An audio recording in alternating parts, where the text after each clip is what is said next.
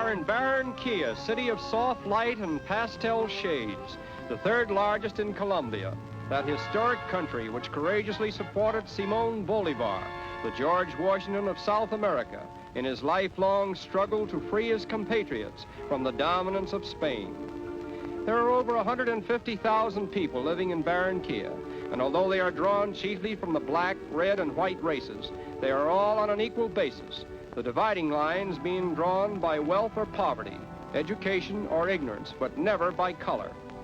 Spanish is the universal language, and most of the people are of the Roman Catholic faith.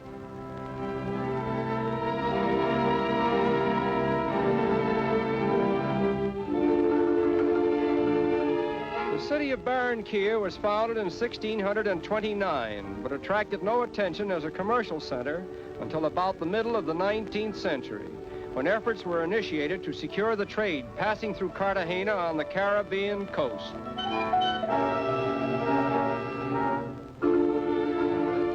In recent years, foreign loans have aided Barranquilla considerably, and its present rate of development, it promises to become the foremost metropolis of Colombia.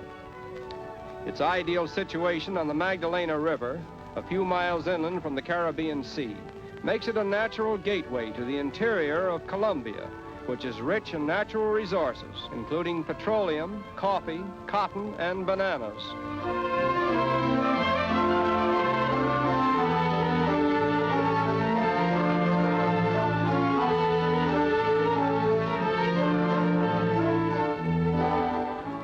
The floating markets along the Magdalena are an indication of the increasing trade activity which the river has brought to Barranquilla, where one may see almost any type of craft, varying from a dugout canoe to an ocean-going liner, propelled by hand, foot, or steam, but all in the service of mankind.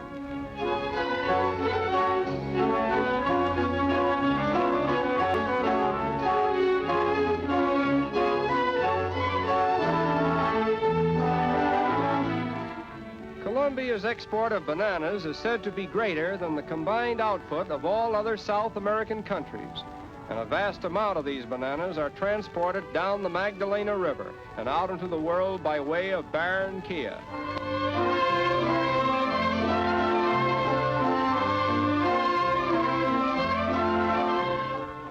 These picturesque boats are used in plying the farthest reaches of the Magdalena, and for years they have been the mainstay of transportation. But recently, a huge modern dock has been built in Barranquilla, now making it possible for great ocean liners to sail up the Magdalena from the Caribbean Sea, taking full advantage of newly created facilities for loading and unloading their cargoes. Outstanding among the many fine hotels of South America is the Del Prado, around which a modern community has sprung up, giving to Barranquilla a suburban development that would be a credit to any metropolitan city.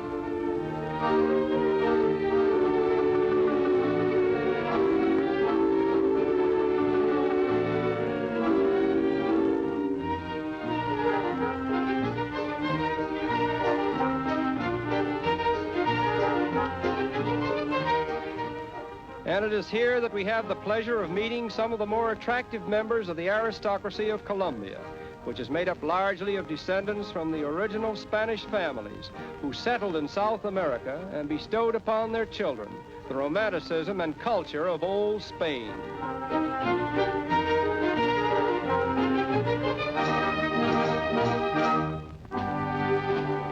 At Cartagena, 67 miles from Barranquilla, stands the historic old fort of San Felipe, constructed over 2 centuries ago, and until modern times considered to be one of the most powerful defenses ever built in the New World.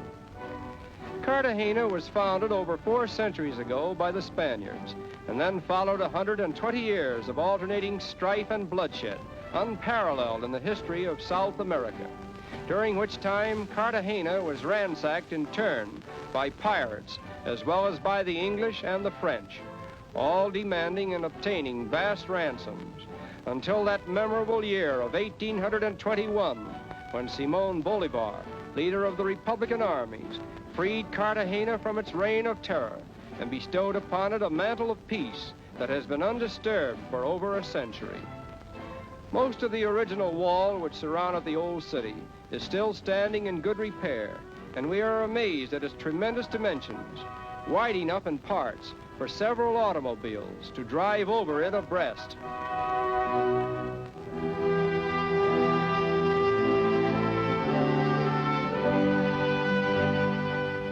Aside from an overabundance of rain during the rainy season, which happened to be at its peak during our visit,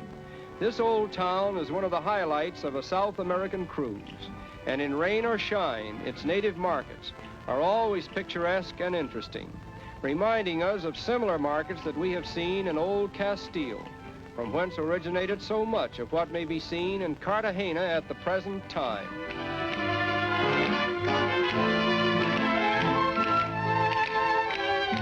Exports of Cartagena consist chiefly of rubber, hides, and skins, medicinal forest products, gold, silver, and platinum, the aggregate value of which averages about $12 million a year.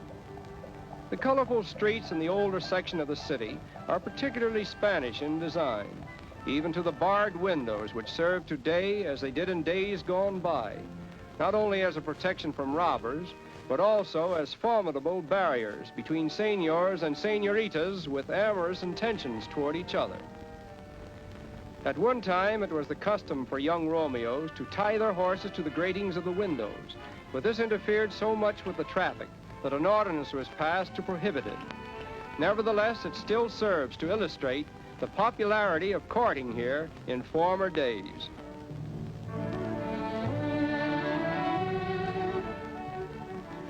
But now the time has come to say farewell to old Cartagena, where strife and bloodshed once claimed the prolonged attention of a so-called civilized world.